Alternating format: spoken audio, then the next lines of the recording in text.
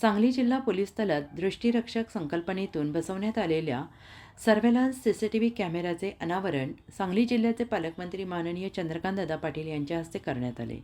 आगामी गणेशोत्सव, आठवडा बाजार, गर्दीच्या ठिकाणी तसेच मोर्चे, निदर्शने आदी प्रसंगी कायदा आणि सुव्यवस्थेचा प्रश्न निर्माण होऊ नये यासाठी सांगली पोलीस दलाच्या विविध वाहनांवर अत्याधुनिक PTZ CCTV कॅमेरे बसवण्यात आले.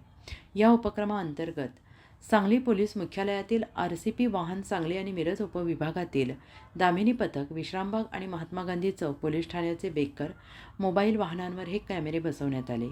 सदर कार्यक्रमात जिल्हाधिकारी अशोक कापडे, पोलीस अधीक्षक संदीप कुगे, अप्पर पोलीस अधीक्षक कल्पना बारवकर, उपविभागीय पोलीस अधिकारी विमला M, पोलीस निरीक्षक अरुण सुगावकर, आर्थिक गुन्हे शाखा आणि अतिरिक्त कार्यभार पोलीस उपअधीक्षक गृह, जिल्हा पोलीस वायरलेसचे पोलीस निरीक्षक विष्णू कांबळे, विविध शाखांचे प्रभारी अधिकारी, अंमलदार उपस्थित होते.